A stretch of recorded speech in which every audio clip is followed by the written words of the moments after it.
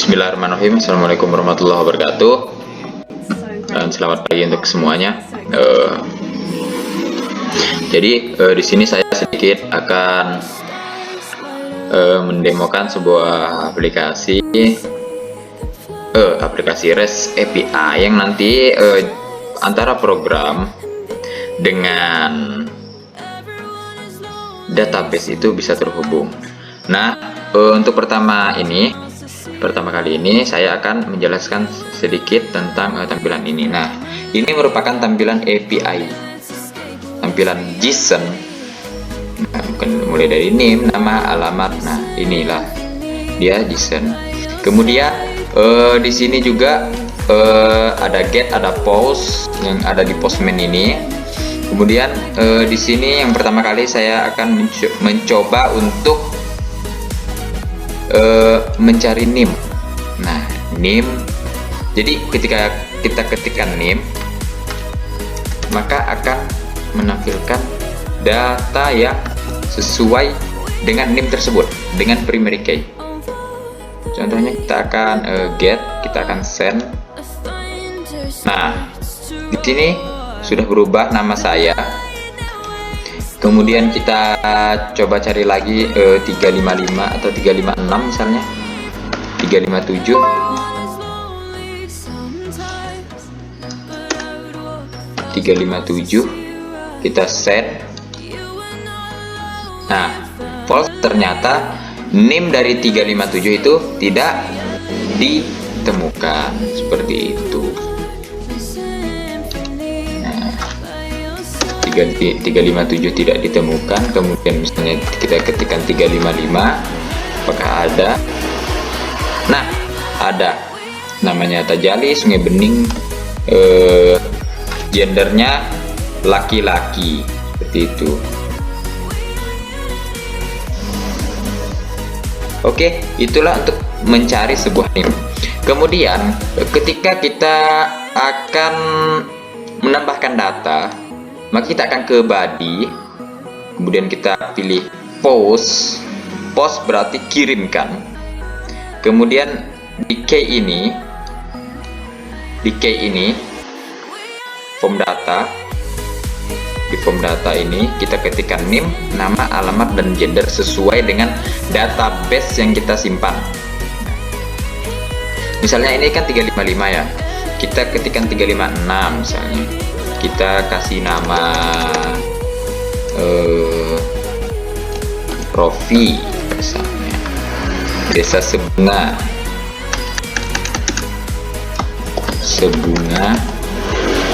laki misalnya. Kita send. Nah, mahasiswa baru telah ditambahkan. Kemudian kita klikkan 37, kita ganti jadi Rian, kita ketikkan desa Sajat laki-laki, kita kirim. Mahasiswa baru tetap ditambahkan. Misalnya kita ketikkan, tidak, kita checklist ini.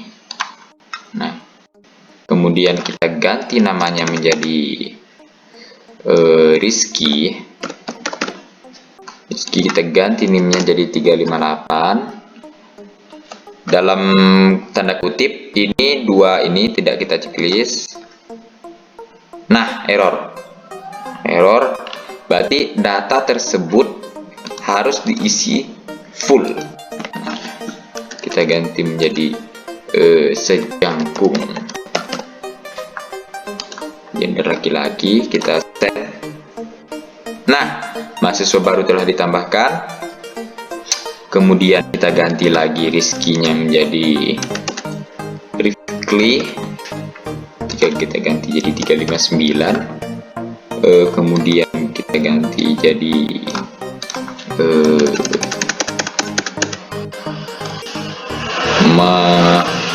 Sintang, value-nya lagi. Mahasiswa baru kita ketik lagi 40. Martianus,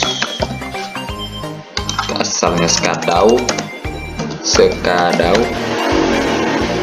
laki-laki kita send 40 ya, baru 40 41 Saputra Melawi laki-laki, mahasiswa baru ditambahkan, kemudian asalnya Kapuas Hulu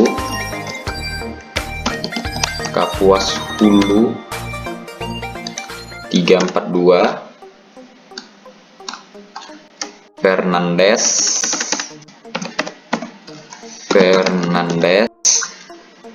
tambah mahasiswa baru ditambahkan 342 343 Kabupaten Kapuas Fernandes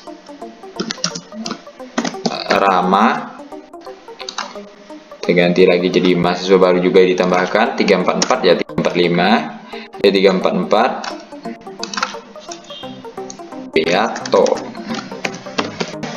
kita menamakan Beato. Kapuas Hilir laki-laki kita send, mahasiswa baru telah ditambahkan. Oh apa ternyata 344 ini sudah ada nilainya. Nah jadi error, kita ganti jadi 544 set. Nah mahasiswa baru telah ditambahkan 545 kita ganti jadi Darmawan Kapuas Raya.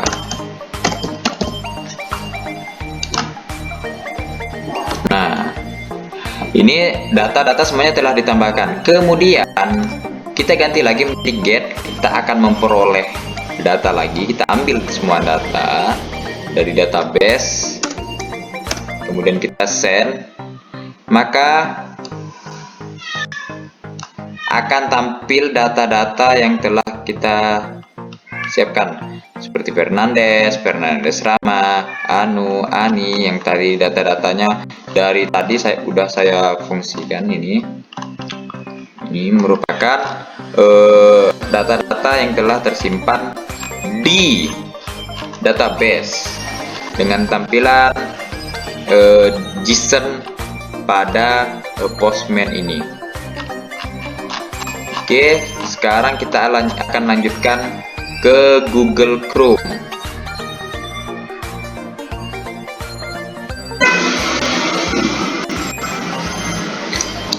Sekarang kita lanjut dengan program yang di Google Chrome.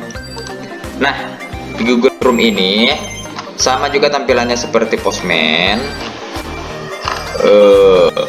Cuma bedanya di Postman ini, di sini harus diinstal fitur JSON.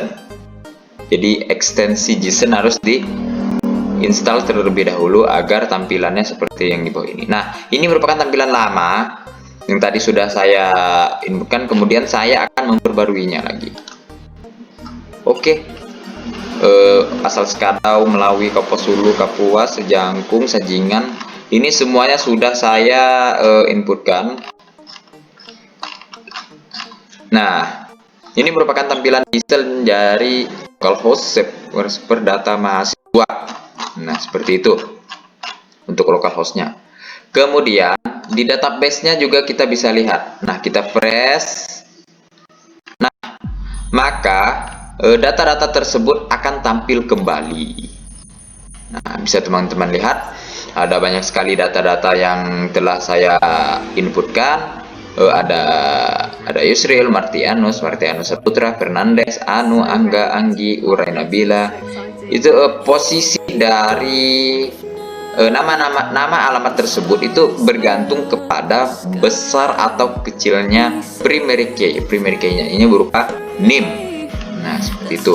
Jadi setiap orang ini mempunyai primary key yang berbeda, mempunyai NIM yang berbeda. Sama seperti halnya nick. Kalau misalnya ada nomor nick yang sama, itu bisa membahayakan. dan kita juga sulit untuk mengenali. Nah, seperti itu.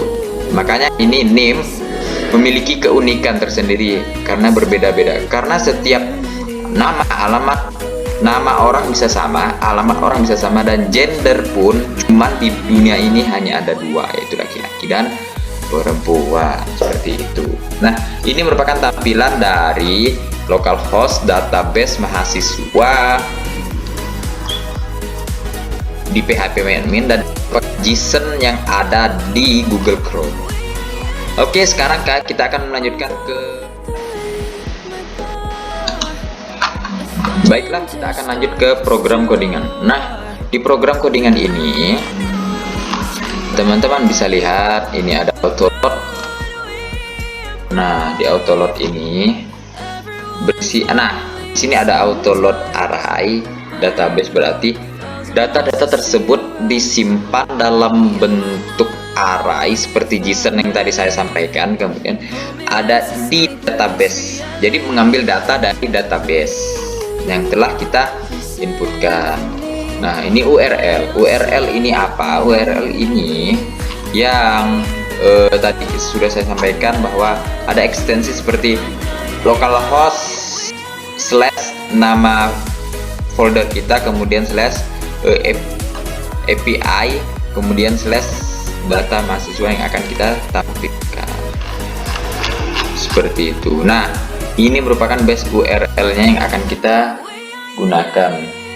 Nah, ini web server, service webnya, ada database. Nah, database ini cuma berbedanya di service webnya saja. Nama database ini memiliki nama, yaitu nama service web. Kemudian yang terpenting di sini adalah di sini di controller API. Nah, database data mahasiswa. Di sini data mahasiswa ini terdapat agak begitu banyak juga ya. Mungkin saya jelaskan dari atasnya dulu. Nah, di atasnya ada REST server, library, REST controller. Nah, di REST controller inilah tempat kita akan menginputkan atau mengoutputkan data. Nah, jadi di REST controller ini kita bisa get artinya memperoleh, mengambil data mahasiswa dari ini index get. Nah, index get ini dari NIM. Nah, jadi ketika NIM-nya null atau kita tidak mendefinisikan NIM mencari itu berdasarkan NIM, mencari data berdasarkan NIM, maka yang tampil adalah semua data mahasiswa. Tapi jika NIM itu, oh maaf, maksud saya jika kita cari NIM berdasarkan mahasiswa, mencari NIM, maka yang tampil adalah mahasiswa berdasarkan NIM tersebut. Dan jika kita mencarinya bukan berdasarkan NIM, misalnya berdasarkan nama atau berdasarkan apa itu, database semuanya akan otomatis akan tampil. Nah, ini get berarti kita memperoleh. Kemudian $dis ini merupakan mahasiswa model dengan mahasiswa. Nah, saya akan sedikit menjelaskan mahasiswa model dengan mahasiswa ini, data mahasiswa ini. Mahasiswa model ini, ya yang ini, merupakan suatu proses untuk menginputkan atau mengoutputkan datanya. Nah, ini kan ada mahasiswa model extern, berarti turunan dari si model. Nah, ini merupakan function memperoleh data NIM. Nah, NIM sama dengan 0. Jika NIM-nya kosong, maka otomatis data-data mahasiswa ini akan tampil. Dan ketika NIM-nya ada, maka tampilkan mahasiswa berdasarkan NIM tersebut. Misalnya kita cari NIM 241, maka yang akan tampil adalah mahasiswa dengan NIM 241 saja. Tidak ada mahasiswa-mahasiswa yang lain. Itu untuk get data. Kemudian untuk create data mahasiswa. Nah, untuk create data mahasiswa ini kita hanya menambahkan mahasiswa.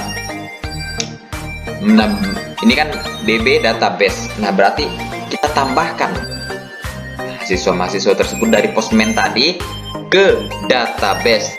dengan function insert dan create data mahasiswa itu. Kemudian setelah di insert, return di DB di affected rows, berarti di load, diproses sehingga datanya bisa masuk ke database seperti itu. Itu untuk memproses model. Kemudian untuk data mahasiswa, ya. Nah, di sini kan ada kelas data mahasiswa, extend mahasiswa model dengan mahasiswa ini nilainya, value-nya itu sama. Nah, value-nya itu sama. Kemudian public function index get. Nah, public function index get ini memperoleh data. Nah, seperti yang saya sampaikan tadi, mereka memperoleh data berupa NIM mahasiswa, $dis mahasiswa, get tambahkan data mahasiswa, peroleh data mahasiswa. Misalnya jika NIM-nya 0 atau kosong, maka tampilkan semua data mahasiswa. Kemudian jika ada NIM, memang ada NIM, maka tampilkan data mahasiswa yang hanya NIM-nya yang sesuai dengan NIM-nya dan hanya ada satu, tidak ada dua, tidak ada tiga, karena NIM merupakan primary key yang memiliki keunikan tersendiri dan berbeda dari teman-teman yang lainnya. Setiap data itu mempunyai value primary key yang berbeda, seperti itu. Nah, ini function get. Kemudian mahasiswa. Nah, jika benar, maka tampilkan seluruh data mahasiswa, dan REST controllernya, proses dari pengontrolan REST API-nya itu mengatakan oke, jika oke, dan jika salah, responnya false, mahasiswa tidak ditemukan misalnya. Nah, misalnya kita mengetikkan NIM-nya salah, atau NIM-nya atau namanya salah, atau apapun itu, jika tidak sesuai dengan database yang telah disimpan, maka secara otomatis akan mahasiswa tidak ditemukan oleh sistem. Nah, itu untuk index get. Kemudian index post. Index post ini kita memproses, mengoutputkan, mengupload data, menginputkan data ke database. Nah, prosesnya nama, NIM, alamat, dan gender. Nah, ini sesuai dengan apa yang kita inputkan. Kemudian mahasiswa create data mahasiswa, buat data mahasiswa. Jika nilainya lebih dari 0, maka respon mahasiswa baru telah ditambahkan, dengan catatan ini dis mahasiswa garis miring mahasiswa. Nah, mahasiswa ini berfungsi sebagai database dari mahasiswa. Jadi misalnya ada output, misalnya ada inputan yang sama, misalnya nama atau alamat atau NIM, maksud saja NIM yang sama, itu secara otomatis akan gagal ditambahkan. Tapi jika NIM-nya berbeda, maka data akan ditambahkan, create. Dan jika tidak, else, itu responnya menjadi message controller HTTP bad request, gagal ditambahkan di mahasiswa. Nah, seperti itu. Nah, ini program-programnya. Oke, mungkin itu saja dari saya, kurang lebihnya saya mohon maaf. Bila bisa bilhaq wastabiqul khairat. Wassalamualaikum warahmatullahi wabarakatuh.